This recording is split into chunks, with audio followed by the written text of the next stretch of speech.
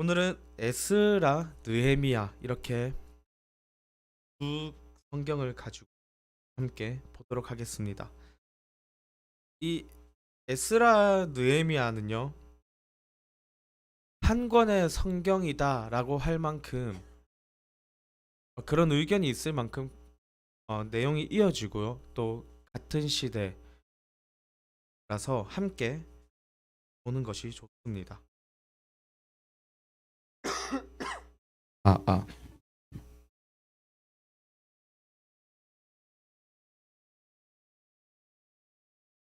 네, 에스라부터 함께.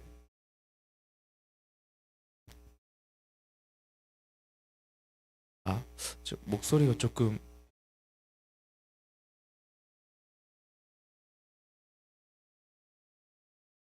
잠시만요.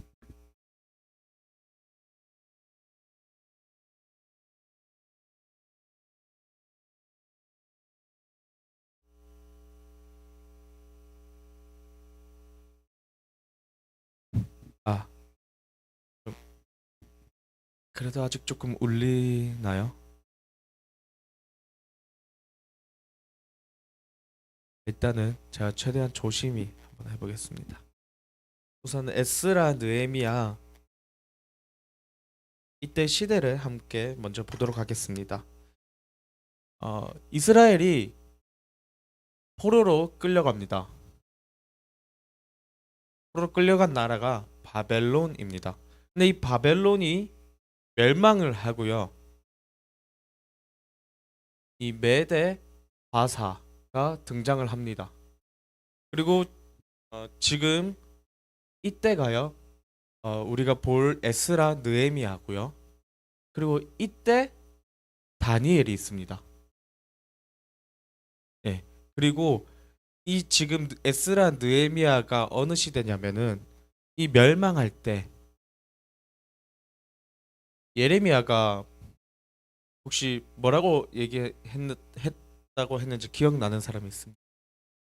예레미야가 계속 예언을 했었는데 그게 뭐냐면은 70년 후에 돌아오리라 라는 말을 했습니다. 그리고 지금 이 시대가 이렇게 와서 70년쯤이 된 겁니다. 그리고 이 다니엘은 메대와 바사 이렇게 쭉 하다가 같이 이 메대란 나라와 바사란 나라 둘 다 2인자로서 있다가요. 다니엘도 이때가 70년쯤이구나 깨닫고 한 어, 깨닫고 이제 포로 귀환을 위해서 기도를 했을 때가 이거 좀 전에 시대라고 보면 되겠습니다. 이스라엘 백성들은 어, 총 3차에 걸쳐서 귀환을 했습니다.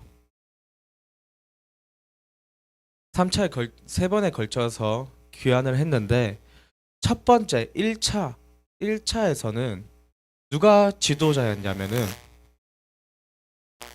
수룹바벨입니다. 수룹바벨. 그리고 이 1차 포로 귀환 때 가장 먼저 했던 것이 성전을 사실 성전을 재건축하는 일이었습니다. 근데 이 스룹바벨은 제사장이 아니었기 때문에 제사장인 성전을 잘 아는 제사장을 한 명 데리고 오는데 함께 일을 하는데 그 제사장이 예수아입니다.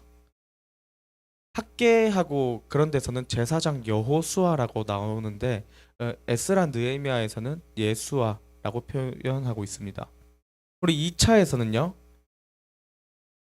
2차에서는 에스라입니다. 그 에스라 성경 하우스 혹시 아시나요? 왜 그 성경을 가르치고 하는 데가 에스라냐면은 이때 에스라가 와서 율법, 이때는 성전이고요. 에스라는 와서 성경을 회복을 시킵니다. 율법을 회복시킵니다. 백성들에게 성경을 가르칩니다. 그리고 3차에서는 느헤미야가 총독으로서 오게 됩니다. 네. 그리고 느헤미야가 온 이유는 성벽을 재건하기 위해서 왔습니다. 이렇게 1, 2, 3차가 지금 에스라와 느헤미야 이어서 이렇게 시간 순서대로 나오고 있고요. 에스라 1장부터 6장까지는 이 1차 귀환에 대해서 말하고 있습니다. 그리고 에스라 7장부터 10장까지는 에스라의 이야기, 2차 포로 귀환의 이야기가 있고요. 그리고 느헤미야에서는 이제 느헤미야 이야기들이 나와 있습니다.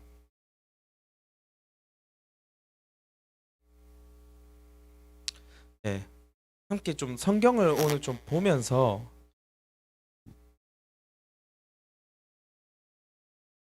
예, 함께 성경을 좀 보면서 확실히 좀 괜찮네요. 네, 성경을 보면서 오늘 말씀 함께 좀 보도록 하겠습니다. 우선 에스라 1장 1절부터 보시면요. 함께 읽겠습니다. 시작. 바사왕 고레스 원년에 여호와께서 예레미야의 입을 통하여 하신 말씀을 이루게 하시려고 바사왕 고레스의 마음을 감동시키심에 그가 온 나라에 공포도 하고 조서도 내려 이르되 지금 예레미야 이 예레미야가 70년 후 돌아오리라 이 예언을 하나님께서 이루신다라는 것을 성경 1장 오늘 에스라 1장 1절을 통해서 말씀하고 있습니다. 그리고 이것이 단순하게 예레미야의 예언만 이룬다라는 것이 아니라 하나님께서 말씀하셨던 모든 예언들을 이루실 것이다라는 기대와 소망의 불씨가 되는 것입니다. 네, 지금 에스라 느헤미야의 이제 왕들이 나오는데 이때는 고레스입니다. 고레스 왕, 바사 왕, 고레스 왕. 그리고 2차, 3차 때는요. 아닥사스다입니다. 어, 이 아닥사스다 왕이 이제 이쪽에는 3차에는 다리오라고 나오는데 한 견해는요. 이 다리오라는 것이 파라오 같이 왕을 지칭하는 말이다. 이런 견해가 있습니다. 그래서 이런 견해로 본다고 하면은요. 어,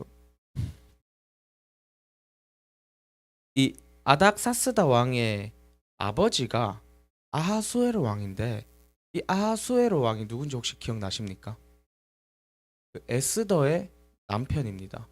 그래서 어, 지금 보시면은 이때가 아닥사스다 7년이고 이 다리오가 같은 동일 인물로 본다 했을 때 이때가 20년입니다.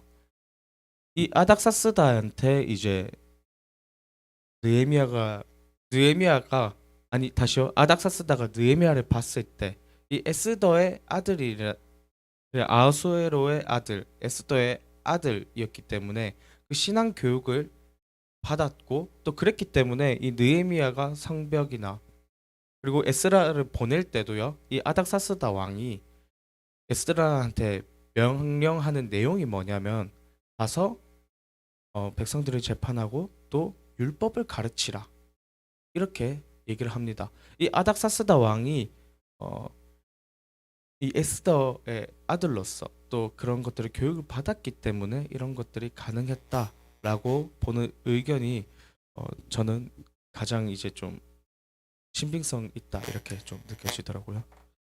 네, 다시 한번 성경을 좀 돌아오겠습니다. 음. 일단 1차 포로 예 1장에서는요. 1차 포로가 이제 다시요. 이 예레미야의 70년 이 기간이 되었고 이 예언이 이루어지게 됩니다. 그래서 유다 총독 세스바살이라는 사람이요. 어, 바벨론에 의해서 빼앗겼던 금, 은 그릇들을 다 챙겨가지고 준비를 하게 됩니다.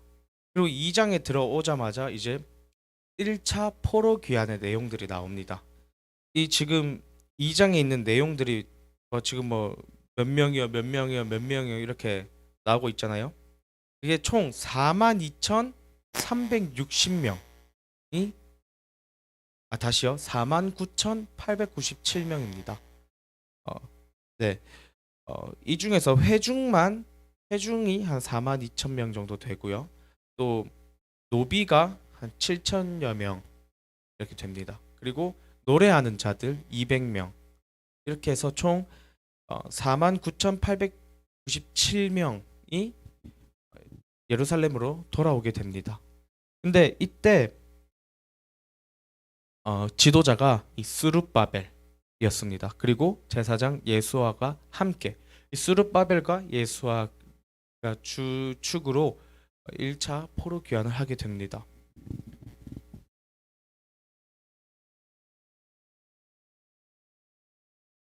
그리고 이제 돌아와서 가장 먼저 번제를 올려드립니다. 하나님께. 그러니까 번제를 올려드리는데 성전 지대는 번제를 드렸는데 보니까 아직 성전 지대는 놓지 못했었습니다. 그래서 그 번제를 드리고 바로 이제 성전 지대를 놓으려고 합니다. 이때가 보시면은 3장 1절인데요. 이스라엘 자손이 각자 성읍에 살았더니 일곱째 달에 이르러 일제 예루살렘에 모인지라. 보시면은 7월 1일을 얘기하는데 7월 1일이 언제냐면 나팔절입니다. 나팔절. 나팔절에 이제 백성들이 다 모여서 번제를 드린 겁니다. 근데 이제 번제를 다 예배를 드렸는데 우리가 성전 지대를 아직 못 놓았구나 해서 어, 귀국한 지 한 2년 하고요. 2개월 만에 성전 지대 그러니까 성전 건축에 들어가게 됩니다. 그러니까 돌아오자마자 저기 그 건축을 한 게 아니라 2년 2개월 만에 이제 건축을 시작하게 됩니다. 그리고 나서요. 이 성전 건축이 그러니까 성전 지대를 만드는 그 건축이 완료가 되었는데 이때 보시면은 3장 12절입니다. 3장 12절 시작. 제사장들과 레위 사람들과 나이 많은 족장들은 첫 성전을 보았으므로 이제 이 성전의 기초가 놓임을 보고 대성통곡하였으나 여러 사람은 기쁨으로 크게 함성을 지르니. 아멘. 지금 보시면은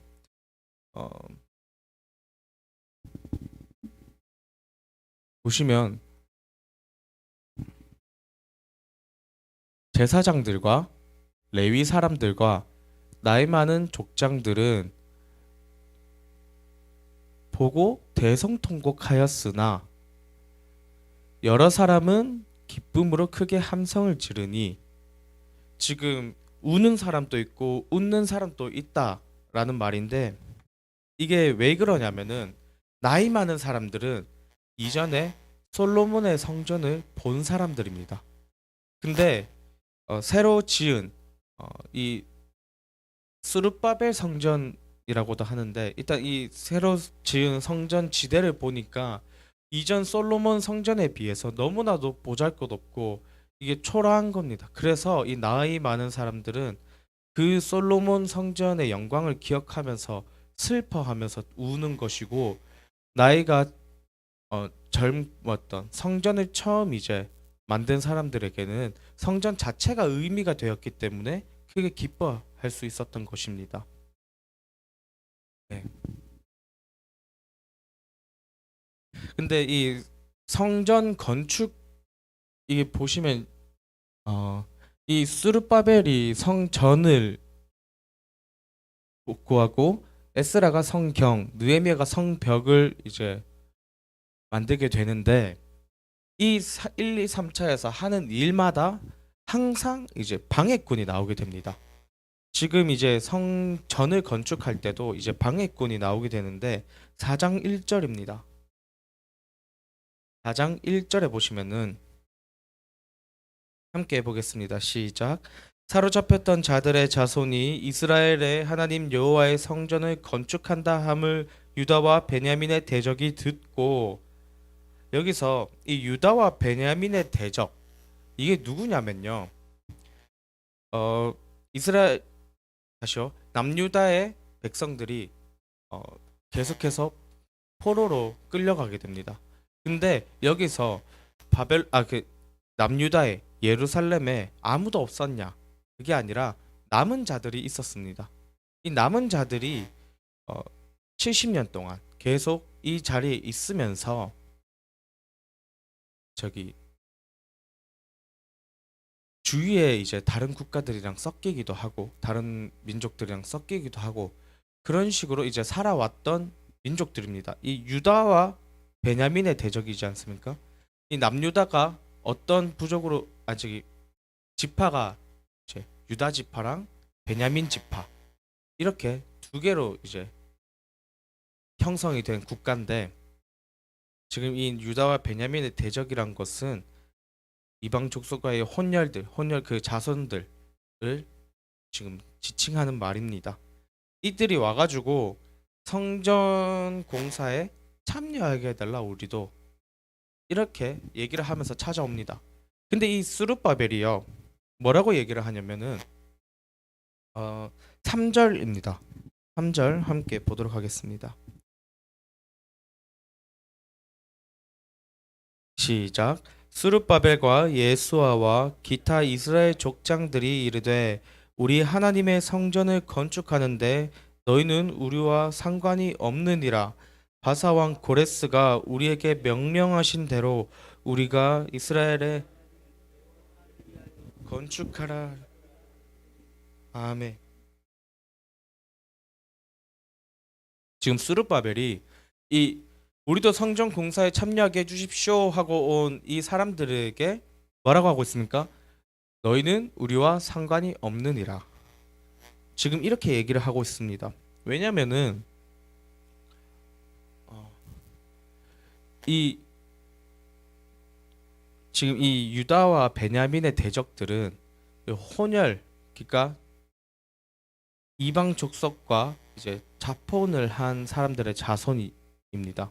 근데 이 사람들이 섬기는 신이 이 자폰이 되었기 때문에 다른 이방 신도 섞이게 됩니다. 그래서 이제 이 자폰을 금지시킨 건데 이 남아있던 사람들은 이 이방 사람들과의 이런 자폰을 통해서 여러 가지 우상들을 섬기고 있습니다. 근데 여기서 우리 하나님의 성전을 건축하는데 여기서 이 하나님은 이 하나님의 이름이 아니라 영어로는 이제 God, 그냥 신을 얘기를 합니다. 그러니까 다시 얘기를 하면은 우리가 우리 신 성전을 건축하는데 너희 이방신 섬기는 너희는 우리랑 상관이 없다. 이렇게 얘기를 하고 있는 것입니다. 그리고 이 사람들이요. 다시 그 유다와 베냐민의 대적들이 이 사람들이 정말로 하나님의 성전을 건축하는 우리가 가서 함께 일하자가 아니라 이 사람들은 이 성전 공사에 참여한다라는 것, 이 행위 자체가 자신들의 기득권을 챙길 수 있는 행위였기 때문에 지금 이렇게 와서 하고 스룹바벨한테 와서 성전 공사에 참여하게 달라 이렇게 얘기를 한 건데 스룹바벨은 딱 잘라서 너희는 우리와 상관이 없다 이렇게 말하고 있는 장면입니다. 예. 그리고 4절부터 6절까지 4절부터 계속해서 이 사람들이 이제 성전 건축하는 것을 방해하게 됩니다. 4절에 보시면 이로부터 그 땅 백성이 유다 백성의 손을 약하게 하여 그 건축을 방해하되 바사왕 고레스의 시대부터 바사왕 다리오가 즉위할 때까지 관리들에게 뇌물을 주어 그 계획을 막았다. 지금 성전을 그 건축을 하려면은 아직까지 바사의 속국이기 때문에 바사의 허락이 필요한 상황입니다. 예. 지금 계속해서 이제 돌아왔지만은 이 사람들은 이 바사가 펼쳤던 그 정책 때문에 이제 각자의 자리로 돌아가고 거기에 총독을 세워서 관리하는 그런 정책 때문에 돌아왔을 뿐이지 나라가 다시 세워진 건 아닙니다. 그래서 바사의 총독이나 어, 왕한테 이제 그 허락을 맡아야 되는 상황인데 지금 여기에 살던 그 땅 백성, 그 땅 백성 유다와 베냐민의 대적들이 뇌물을 줘서 이 성전 짓는 것을 계속해서 방해했다라고 나와 있습니다. 6절입니다.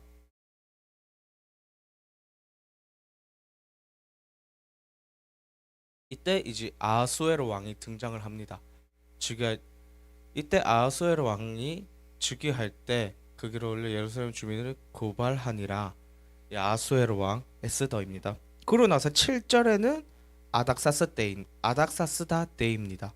이 중간에 아하수에로와 이 아닥사스다 아하수에로에 대해서는 딱 이때만 이렇게 나와 있고요. 그 다음에 이제 내용은 아닥사스다 왕이 어, 왕부터 이렇게 말을 하게 됩니다. 예, 이때 이제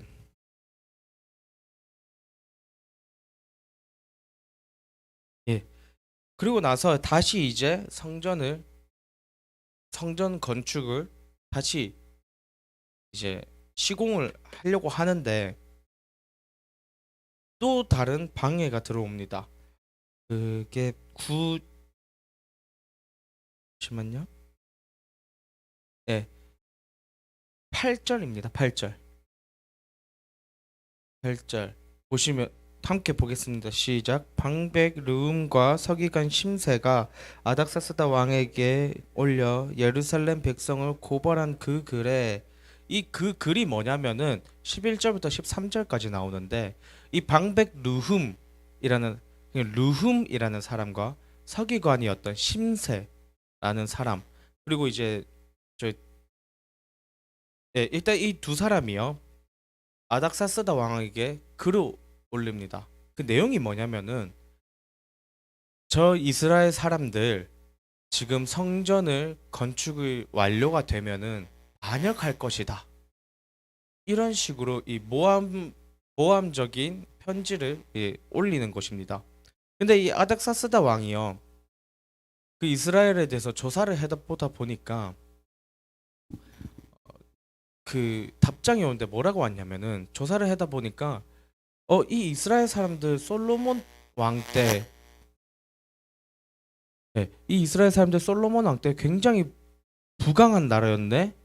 오케이, 그러면 일단 무서우니까 성전을 공사를 금지하도록 해. 이렇게 하게 됩니다. 이때가 이 다리오 2년, 아닥사스다 2년 이때입니다. 이때 성전 공사가 다시 중지하게 됩니다. 그리고 나서 이제 5장부터 다시 시작을 하게 되는데 이때 누가 나오냐면은 1절입니다. 5장 1절 시작. 선지자들 곧 선지자 학개와 이또의 손자 스가랴가 이스라엘 하나님의 이름으로 거주하는 유다 사람들에게 예언하였더니 음, 그 학개 스가랴 내용이 혹시 기억나십니까?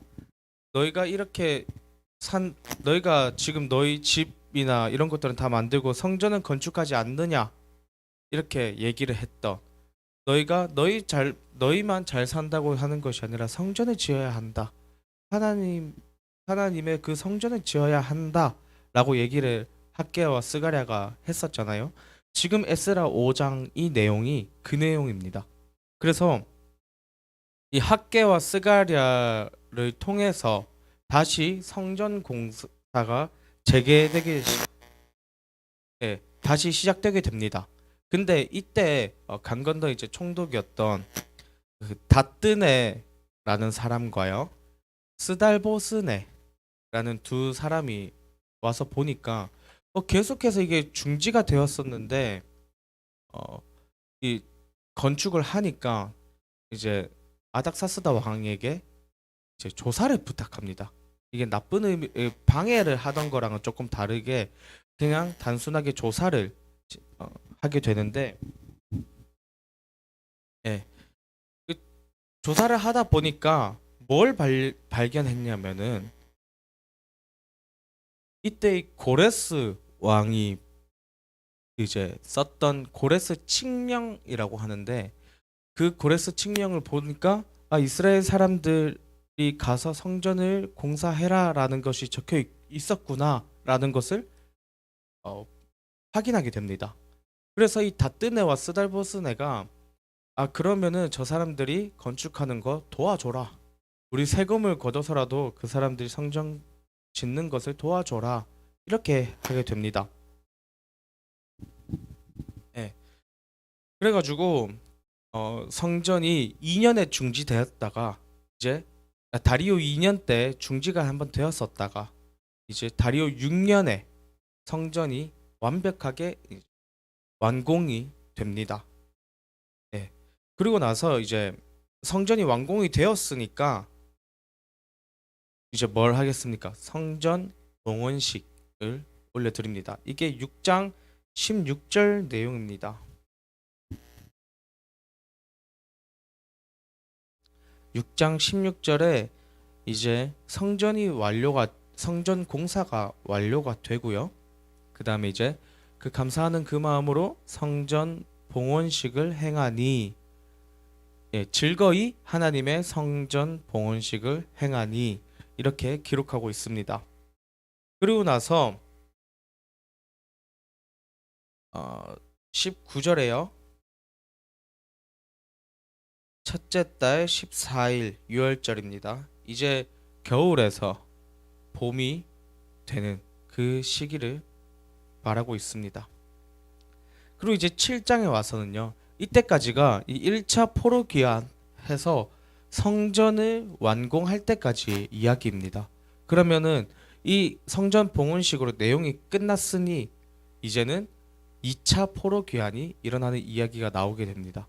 이 2차 포로 귀환에 대해서 이제 나오게 되는데, 이때는 이 아닥사스다 7년 때 이제 에스라를 주축으로 이제 돌아오게 됩니다. 이 에스라는요 학사 겸 제사장입니다. 학사 겸 제사장이고 그 정통 이제 가문입니다. 아론의 16대 손이 바로 에스라입니다. 예. 그리고 이 아까 얘기를 했듯이 아닥사스다 왕이요 에스라의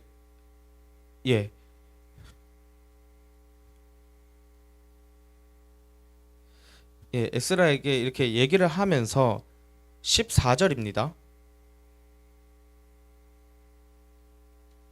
시작. 너는 내 손에 있는 내 하나님의 율법을 따라 유다와 예루살렘의 형편을 살피기 위하여 왕과 7자문관의 보냄을 받았으니 아멘. 이러면서 지금 이스라엘 백성들을 재판하고 또 율법을 가르쳐라 이렇게 얘기를 하면서 에스라를 보내는 장면입니다. 그래 에스라가 그 다음에 다시 돌아오게 됨, 그리고 하나님의 언약이 이루어지게 되는 것을 직접 경험하고 있는 사람이지 않습니까? 그래서 7장 27절 28절에 이렇게 고백을 하고 있습니다. 함께 읽어보도록 하겠습니다. 시작. 우리 조상들의 하나님 여호와를 송축할지로다. 그가 왕의 마음에 예루살렘 여호와의 성전을 아름답게 할 뜻을 두시고 또 나로 왕과 그의 보좌관들 앞과 왕의 권세 있는 모든 방백의 앞에서 은혜를 얻게 하셨도다. 내 하나님 여호와의 손이 내 위에 있으므로 내가 힘을 얻어 이스라엘 중에 우두머리들을 모아 나와 함께 올라오게 하였노라. 아멘. 지금 이렇게 어, 에스라가 하나님을 송축하는 내용입니다. 예. 지금 이제 그렇게 해서 이제 돌아오게 되는데 에스라가 음, 그 왕에게 보병과 마병을 구하지 않았습니다. 이제 돌아오는 길이 굉장히 길거든요. 지금 보시면은 31절에 8장 31절에 보시면은 첫째 달 12일에 우리가 아하와 강을 떠나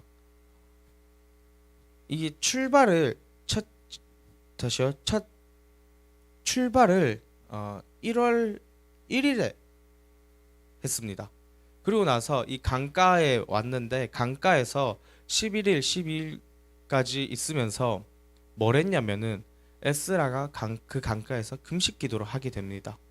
이 왜냐하면은 에스라가 왕에게 마병과 그 군병들 보병들을 지금 해준 그 보디가드를 붙여준다고 했는데 거절한 상태입니다. 왜 거절을 했냐면은 하나님께서 우리 도와주실 것이다 이렇게 말하면서 거절을 했었습니다. 근데 이 돌아오는 길이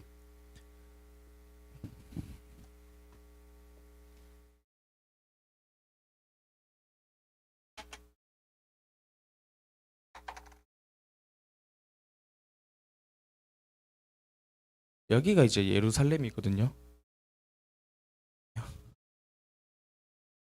여기 바다입니다. 여긴 바다고 이게 홍해고 이게 저희 갈릴리 호수입니다. 그러면 여기가 더 밑에 있네. 한 이쯤이 예루살렘입니다. 근데 바사 제국 이쪽은 어디냐? 한 이쪽 침에 있습니다. 그래서 이 사람들이 이렇게 오는 길인데 네. 예. 어, 보시면은 아, 지금 스룹바벨이 이렇게 위로 이렇게 왔었고요. 에스라는 이렇게 왔는데 여기가 지금 이렇게 나와 있는데 요점이 그 저기 예루살렘입니다. 그러니까 굉장히 이렇게 오는 길이 길었습니다. 예. 한 3개월 반 정도, 3개월 반 정도 이렇게 걸리는데 에스라가 아, 하나님께서 우리 도와주실 것이니 보병과 마병은 필요 없습니다. 이렇게 말을 했는데 그래서 출발을 했을 때 그 강가에서 이제 에스라가 금식을 하면서 하나님, 우리가 하나님 믿어서 마병과 보병들 구하지 않았습니다. 그러니까 지켜줘야 됩니다. 이런 식으로 기도를 하게 되는 내용이 8장에 이렇게 나와 있습니다. 함께 한번 봐 볼까요? 21절, 22절입니다. 8장 21절, 22절 함께 읽도록 하겠습니다. 시작. 그때 내가 아하와 강가에서 금식을 선포하고 우리 하나님 앞에서 스스로 겸비하여 우리와 우리 어린아이와 모든 소유를 위하여 평탄한 길을 그에게 간구하였으니 이는 우리가 전에 왕에게 아뢰기를 우리 하나님의 손은 자기를 찾는 모든 자에게 선을 베푸시고 자기를 배반하는 모든 자에게는 권능과 진노를 내리신다 하였으므로 길에서 적군을 막고 우리를 도울 보병과 마병을 왕에게 구하지 부끄러워하였음이라. 아멘. 지금 보시면은 이 에스라라는 사람의 믿음이 오히려 어, 하나님을 제대로 믿지 않는 사람에게 세상적인 도움을 구하는 것을 부끄러워할 정도로 하나님을 의지하고 있다. 예, 그 정도의 믿음을 가지고 있다라는 것을 지금 기록하고 있습니다. 그렇게 해서 이 사람들이 드디어 예루살렘에 도착을 하게 됩니다. 31절입니다. 아, 죄송합니다. 이렇게 하고 31절에 출발을 해서 아와 강가에서 출발을 해가지고 5월 1일에 한 3개월 반, 약 4개월 정도를 걸려서 예루살렘에 도착을 하게 됩니다. 예. 이 도착을 하게 되는데 어, 이 도착을 해서 보니까 지금 이스라엘 예루살렘의 상황이 심각합니다. 뭐 때문에 심각하냐면은 어, 이방 자폰 문제가 계속해서 나오게 되는데 이 이방 자폰에 대한 일이 굉장히 지금 심각한 상황입니다.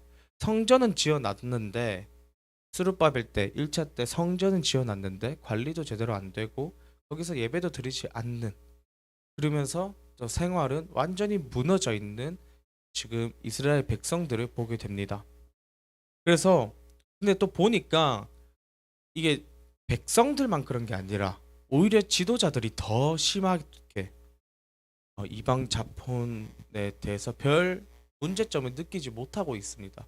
지금 하나님의 율법에 대해서 전혀 자각하지 못하고 있는 그런 지금 모습이 9장 1절 2절에 나오고 있는데 2절을 함께 보도록 하겠습니다. 시작. 그들의 딸을 맞이하여 아내와 며느리로 삼아 거룩한 자손이 그 지방 사람들과 서로 섞이게 하는데 방백들과 고관들이 이 죄에 더욱 으뜸이 되었다 하는지라. 아멘. 이 으뜸이 첫 번째인 거 아시죠? 그리고 두 번째가 버금, 그리고 세 번째가 딸림. 예. 그렇게 해서 보통 성경에 으뜸 그리고 또 뭐 버금이란 말이 굉장히 많이 나오는데 여기 요셉 때도 버금 수레가 나오고요.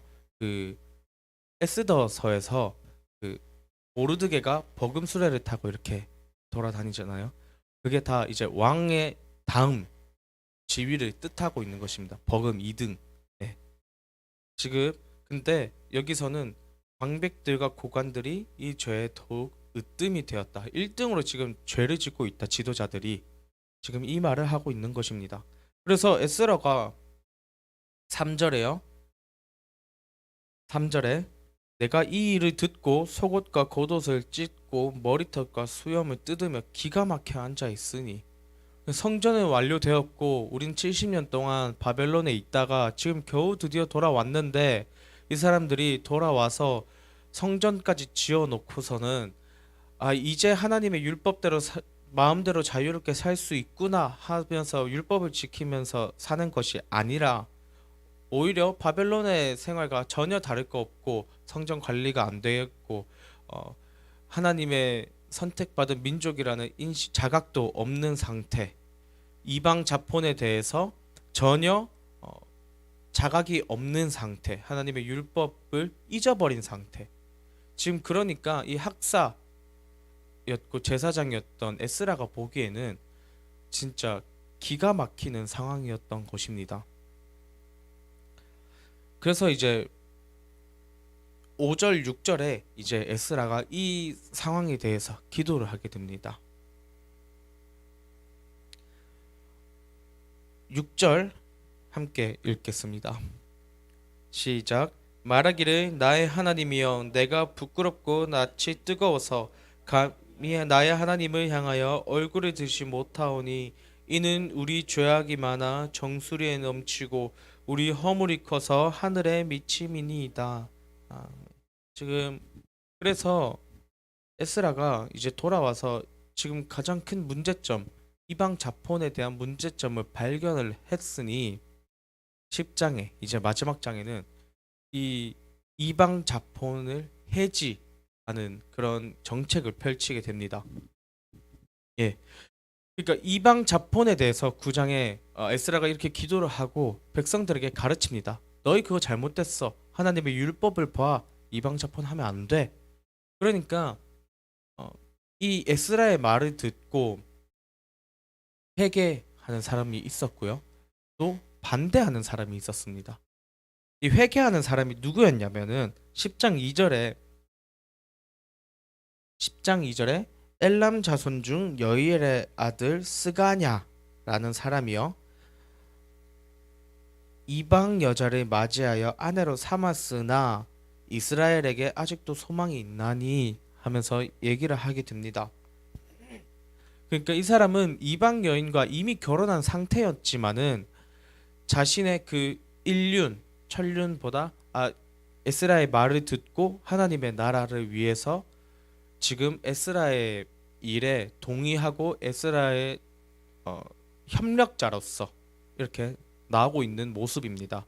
근데 15절에는요, 또 반대하는 사람들이 나오거든요. 15절에는 반대하는 사람들이 나오는데 오직 아사엘의 아들 요나단과 디과의 아들 야스야가 일어나 그 일을 반대하고 무술람과 레위 사람 삽부대가 그들을 돕더라. 저희 네 사람이 반대하면서 하고 있는 내용입니다. 근데 어, 지금 이렇게 반대하는 사람들이 있으니까 어, 에스라가 9절에 큰 비를 내립니다. 큰 비를 내리니까 백성들이 두려워 떨고 있더니 이렇게 얘기를 합니다. 보시면은 9월 아홉째 달 20일에 큰 비를 에스라가 내리게 되는데 이것 때문에 두려워 떨고 있었습니다. 이 사람들이 왜 큰 비를 보고 두려워 떨었냐면요. 이스라엘에는 건기와 우기가 있습니다. 근데 이 건기에는 비가 전혀 오지 않는 때고요.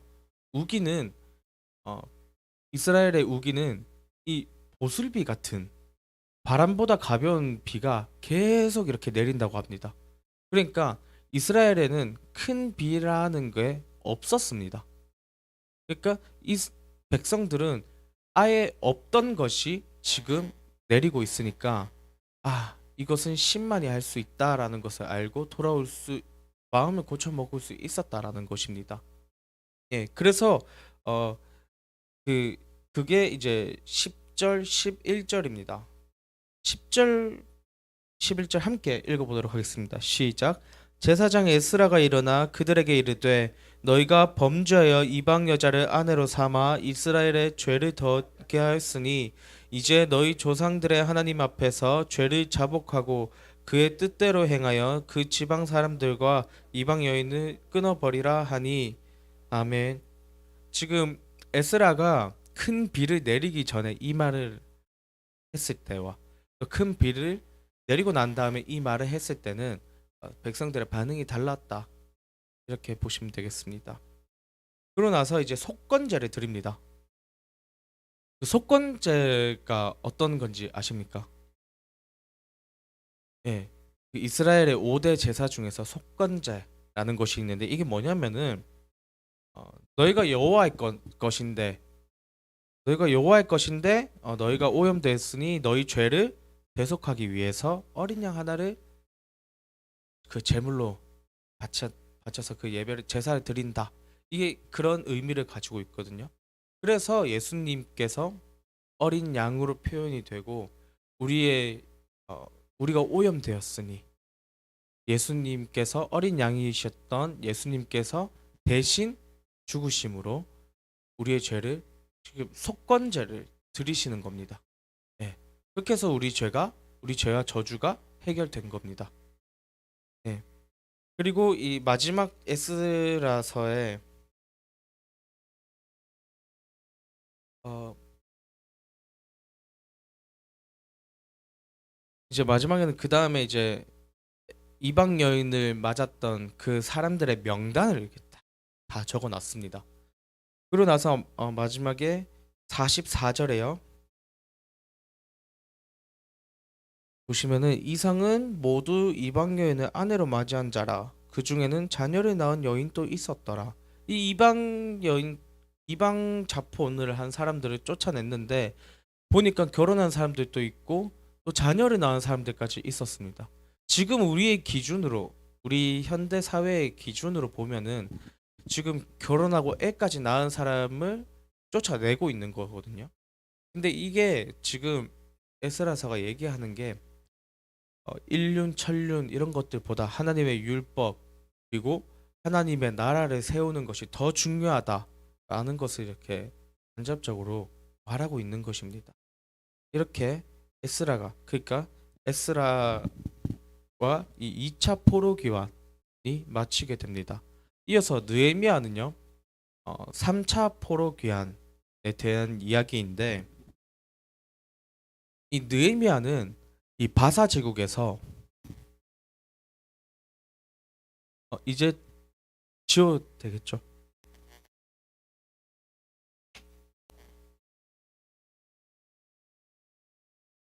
느헤미야는 그 바사 제국에서 술 맡은 관원장을 하고 있었습니다.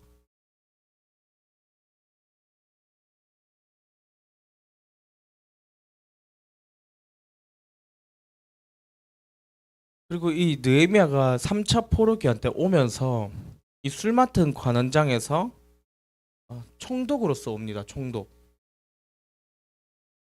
이게 그 술 맡은 관원장에 대해서 잘 모르면은 이 단순한 술 맡은 관원장이었던 사람이 총독이 되었구나라고 오해할 수 있지만은 사실 이 시대 때 술 맡은 관원장이라 하면요. 왕의 신임을 가장 많이 받던 사람입니다. 왜냐면은 이 시대 때는 암살 시도가 굉장히 많았거든요. 왕에 대한. 근데 술에다가 그런 약을 타면은 그 술 냄새 때문에 독약에 넣었는지 안 넣었는지 모른다고 합니다. 그래서 이 술 맡은 관원장은 항상 왕의 신임을 가장 많이 받던 사람이 이 일을 했다라고 합니다. 그러니까 느헤미야는 애초에 바사 제국에 있을 때부터 왕과 가까운 사람이었다라는 겁니다. 예. 이 느헤미야가 술 맡은 관원장을 하고 있을 때 묻습니다. 요새 우리 백성들은 이스라엘 우리 동포들은 어떻게 잘 지내고 있는가? 1차, 2차 때 간 사람들은 잘 지내고 있는가? 이렇게 물어보니까 어떤 사람들 물어보니까 지금 이스라엘 백성들이 성벽이 없어서 짐승부터 사람들까지 굉장히 많은 고통을 받고 있다. 이런 소리를 듣게 됩니다. 그러니까 이 얘기를 듣고 이제 느헤미야가 4절 1장 4절에 함께 읽겠습니다. 시작. 내가 이 말을 듣고 앉아서 울고 수일 동안 슬퍼하며 하늘의 하나님 앞에 금식하며 기도하여. 아멘. 지금 일단은 이 부분만 봐도 느헤미야는 그 동족에 대한 그 마음이 굉장히 잘 드러나고 있는 부분입니다. 실제로 눈으로 본 것도 아니고 그 얘기만 들었을 때 이 동족에 대한 그 마음에 지금 슬퍼하고 금식하고 기도하고 있다라는 것입니다. 예. 이 느헤미야가 술 맡은 관원장으로서 이 왕과 가까운 사이였다 했잖아요. 이때 왕 아까 얘기했던 아닥사스다 왕인데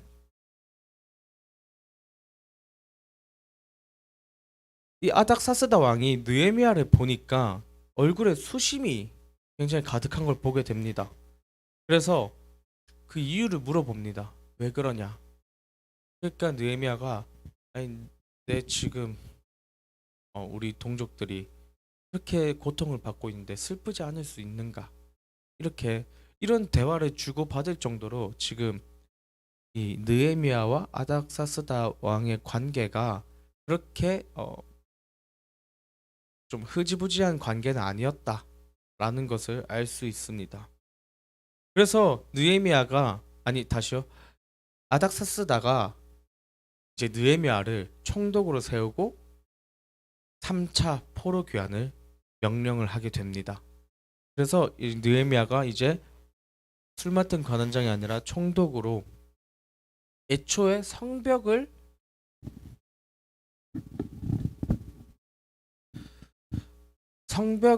세우기 위해서 3차 포로 귀환을 하게 됩니다. 예, 이게 그 이제 느헤미야의 내용이 됩니다.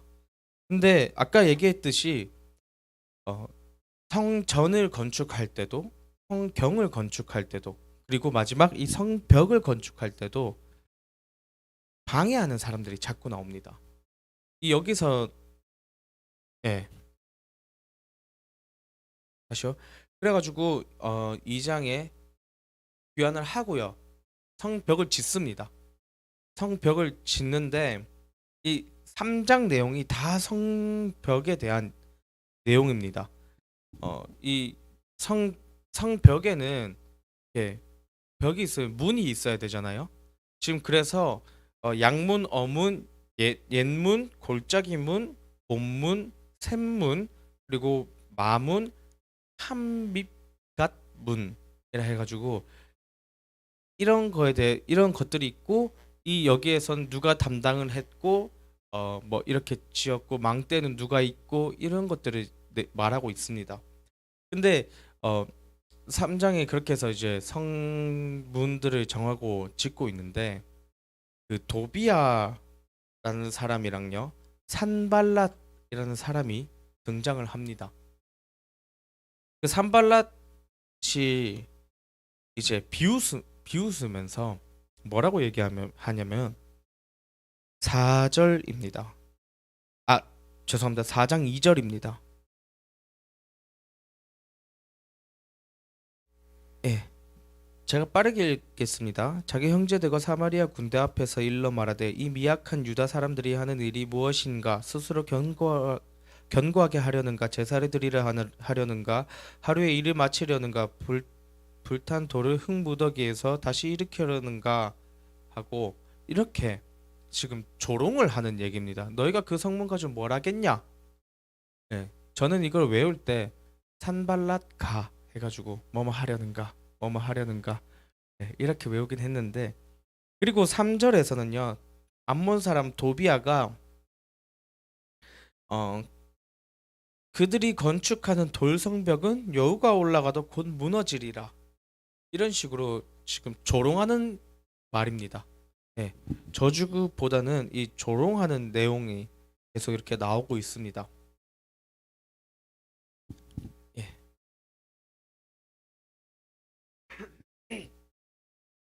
그리고 이 느헤미야가 총독으로 왔다 했잖아요. 이 총독이 하는 일이 단순히 성벽 짓는 것만이 아니기 때문에 이제 5장에서는 그 느헤미야가 이제 백성들을 한번 보게 됩니다.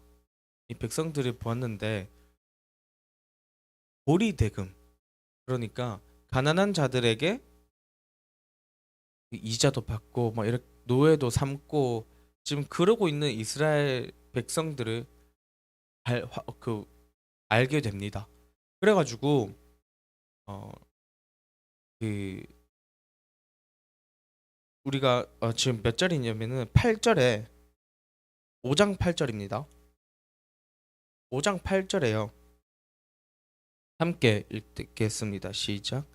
그들에게 이르기를 우리는 이방인의 손에 팔린 우리 형제 유다 사람들을 우리의 힘을 다하여 도로 찾았거늘 너희는 너희 형제를 팔고자 하느냐 더구나 우리의 손에 팔리게 하겠느냐 하매 그들이 잠잠하여 말이 없기로 아멘. 이게 뭔 말이냐면은 지금 우리가 겨우 이렇게 1차, 2차, 3차 해가지고 돌아왔거늘 우리가 이방 사람들의 손에서 이제 풀려났는데 이젠 너희들이 너희 동족을 잡아서 팔려고 하느냐 노예로 삼느냐 이것에 대한 질책입니다. 그러면서 하는 말이 음,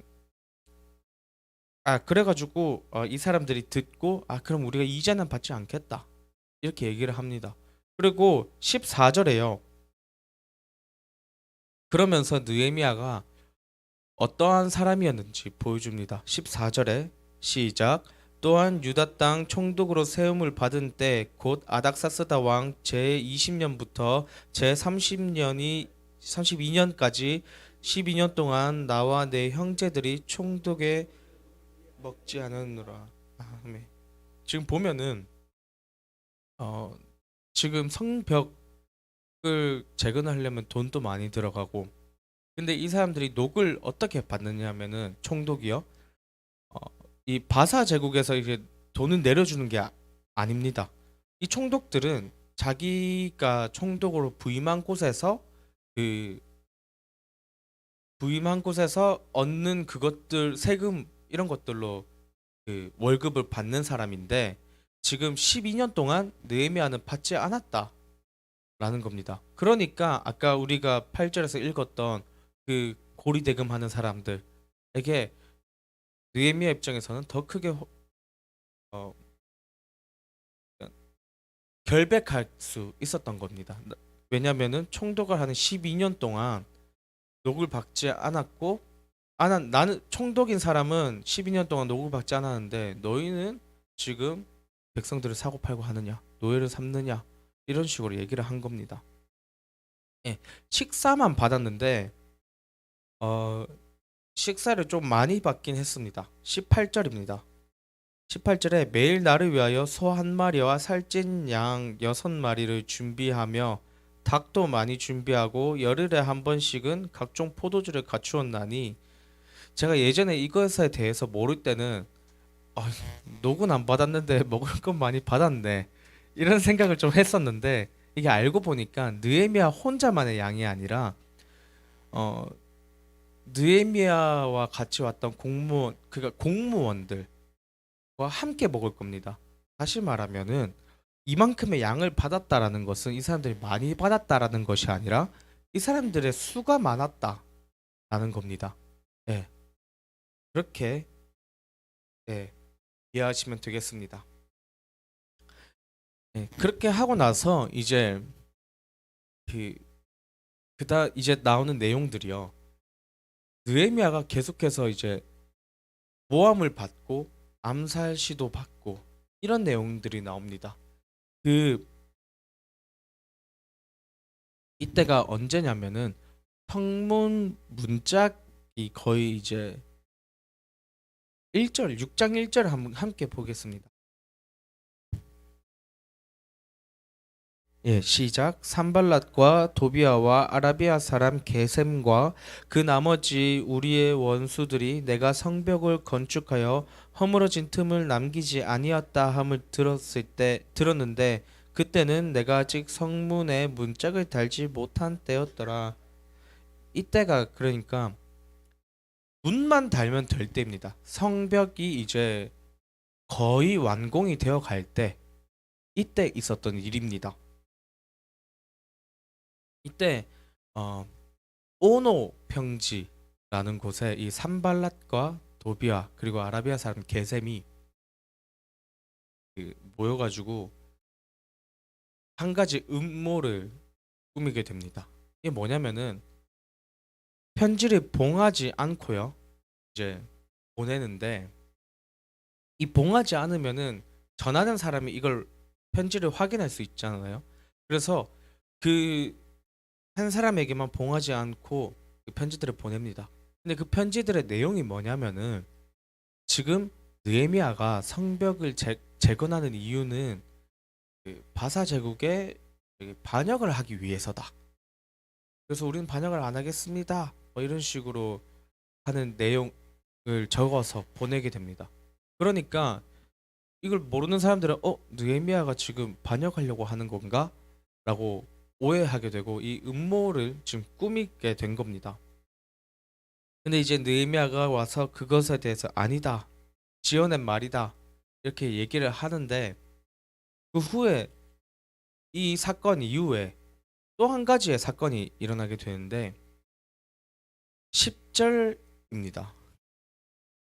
10절에 이후에 무에다벨의 손자 들라야의 아들 스마야가 두문분출하기로 내가 그 집에 가니 그가 이르기를 그들이 너를 죽이러 올 터이니 우리가 하나님의 전으로 가서 외소 안에 머물고 그 문을 닫자 저들이 반드시 밤에 와서 너를 죽이리라 하기로, 이렇게 얘기를 합니다. 근데 이게 지금 이 얘기를 들은 느헤미야가 아니다, 내가 어떻게 그 들어가서 숨겠냐, 난 안 들어가겠다, 이렇게 얘기를 합니다. 근데 보니까 알고 보니까 15절에 아 다시요, 14 14절에 예, 지금 도비아와 산발랏과 여선지 노야다와 그 남은 선지자들 곧 나를 두렵게 하고자 한 자들의 소행이었다. 이 스마야라는 사람이요, 그 도비아 산발랏, 아까 그 모함을 했던 그 사람들에게 뇌물을 받고 지금 어, 들어가자 이렇게 얘기를 한 것이었습니다. 예. 그러고 나서 이제 그 느헤미야는 결국 넘어가지 않고 살아남고 그 다음에 이 성벽의 공사가 완공되게 됩니다. 이 완공이 총 52일 정도가 걸렸는데 지금 이제 성벽을 짓는다 했을 때 52일이면은 그렇게 날이 긴 일자가 아닌데 이때 당시에 52일 걸렸다라는 것은 굉장히 빠른 겁니다. 이 성벽을 짓는 거니까 이 예루살렘의 이 둘레를 이렇게 다 올리는 건데 52일 만에 다 올리게 됩니다. 그리고 이때가 우리나라 사람들이 굉장히 외우기 쉬운 날에 완공이 되는데 6월 25일에 이제 성벽이 완공이 됩니다. 네. 그런 다음에 성벽이 완공이 되고요. 이 사람들이 뭘 하냐면은 에스라와 함께 이제 성경 율법을 낭독하게 됩니다. 이게 어딨냐면요. 8장 1절입니다.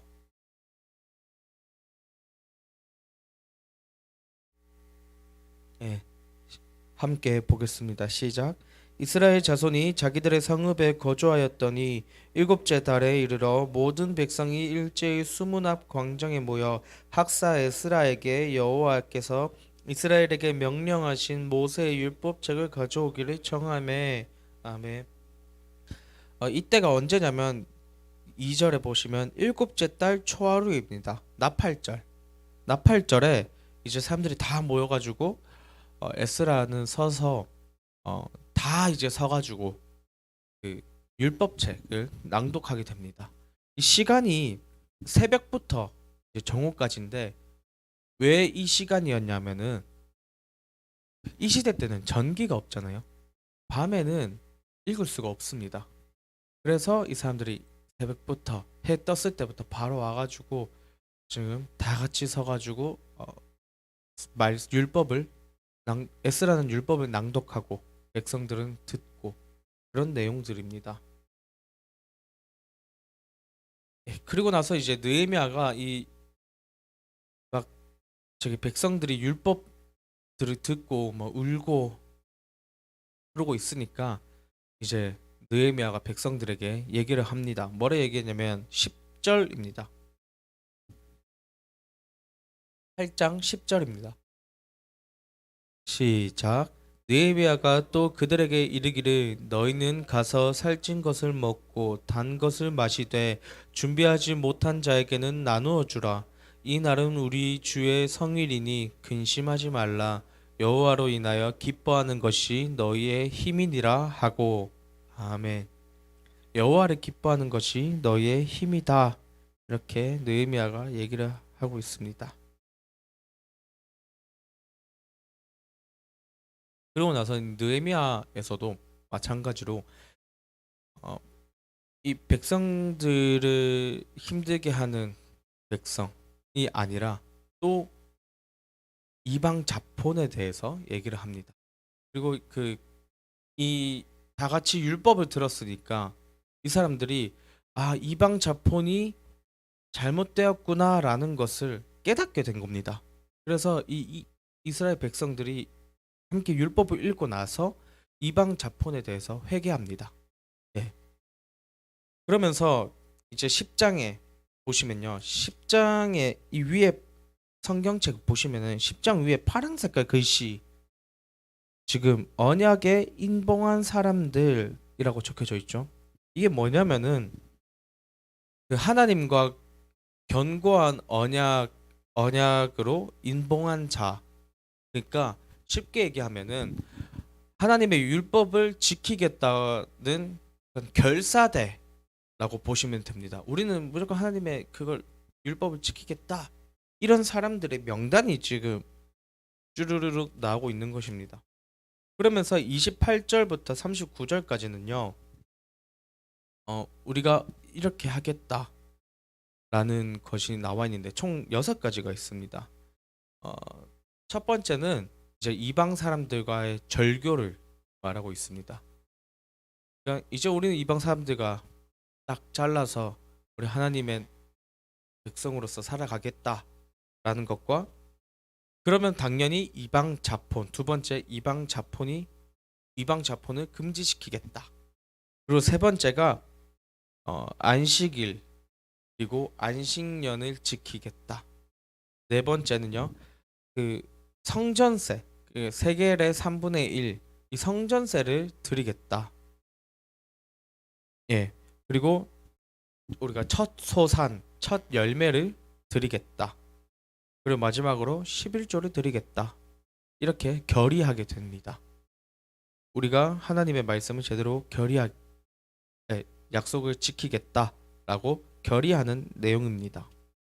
그러고 나서 이제 성벽이, 그 일이 있은 후에 이제 성벽이 완공이 되었으니까, 성벽이 완공이 되었는데 성벽 안에 이제 살 사람들을 정하게 됩니다.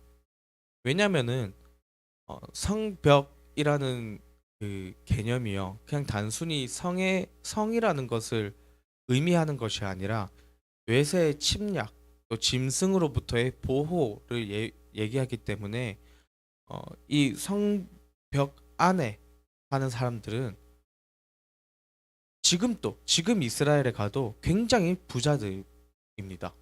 네, 그래서 이 사람들이 어떻게 하냐면은 그 지도자, 장로들을 제외한 일반 백성들에게는 그 백성의 10분의 1 정도만 들어올 수 있는 정도의 크기였는데, 제비를 뽑아가지고 이제 그 안에서 살게 합니다. 왜냐면은 모든 사람들이 다 거기서 살고 싶어 하니까, 그 살고는 싶은데 한계가 있으니까 이제 제비 뽑기로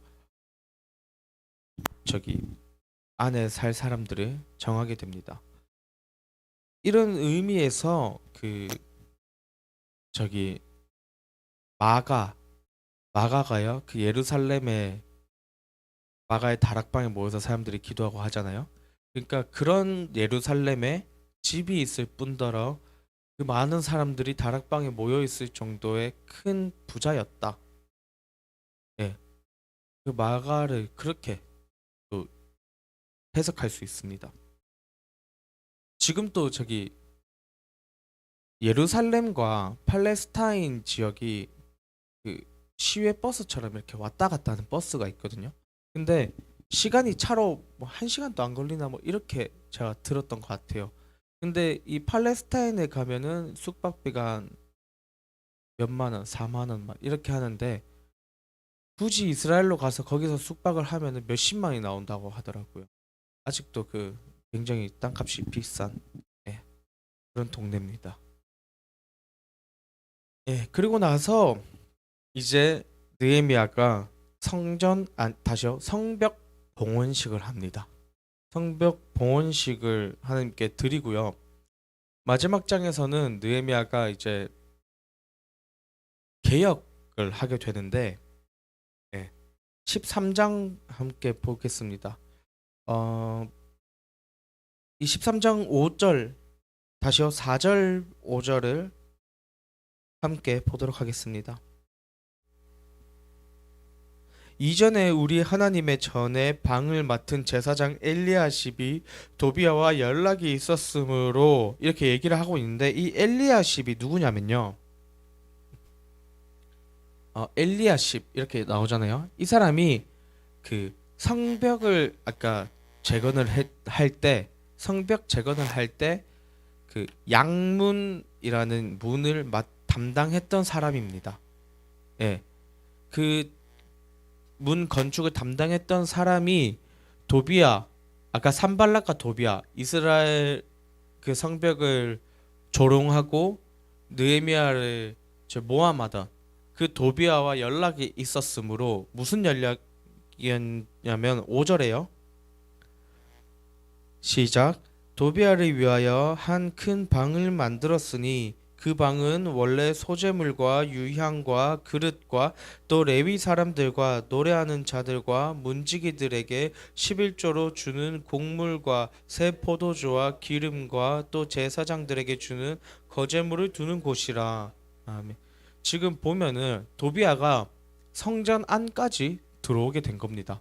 그리고 하나님께 드릴 그 하나님의 예물인 거죠. 곡물과 새 포도주와 기름과 제사장들에게 거제물을 두는 그런 곳을 도비아에게 내주게 됩니다. 예. 그래서 느헤미야가 와서 다 엎어버리고 도비아를 쫓아버립니다. 쫓아내버립니다. 그러고 나서 이제 느헤미야가 있는데 레위인들이 일하는 것을 보게 됩니다. 근데 이 레위인들이요, 원래는 일을 하지 않습니다. 성전 일만 해야 되는데 일을 합니다. 왜 일을 하냐 물어보니까, 아니 사람들이 돈을 안 내니까. 그러니까 레위인이 받을 것이 없어지고 스스로 먹고 살아야 되는, 하나님께 선택받은 지파가 버림받았다, 이것을 알게 됩니다. 예. 보시면은 11절입니다. 11절 시작. 내가 모든 민장들을 꾸짖어 이르기를 하나님의 전이 어찌하여 버림바 되었느냐 하고 곧 레위 사람을 불러 모아 다시 제자리에 세웠더니, 아멘. 예. 또 어떤 일이 있었냐면요. 그 예루살렘에 시장이 있었는데 안식일에는 원래 아무것도 하면 안 되잖아요. 예. 근데 이 안식일에 어, 예루살렘에 들어와서 장사를 하는 사람들이 있었습니다.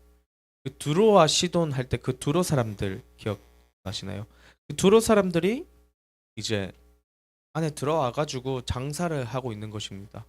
그래서 그 느헤미야가 이것을 금지시키게 되는데, 이 두로 사람들은 와가지고 에이 설마 진짜 안 팔겠어 너희 그러고 또 팔 거잖아 이러면서 토요일 날 쓰고 옵니다.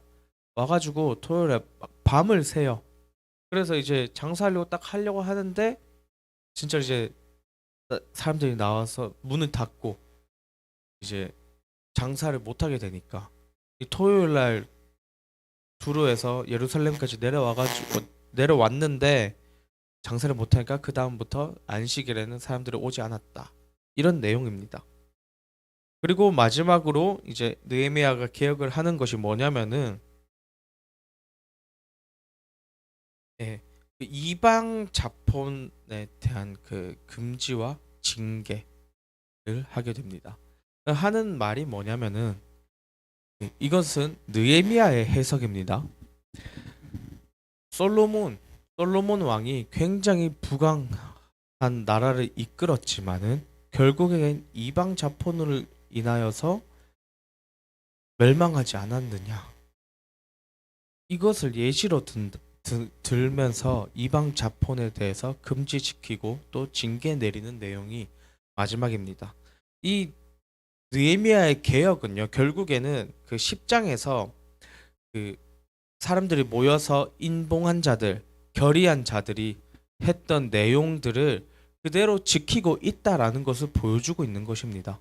지금 보시면은 성전 있고요, 레위인, 지금 성전세를 안 내니까 레위인들이 지금 굶고 있는 거죠.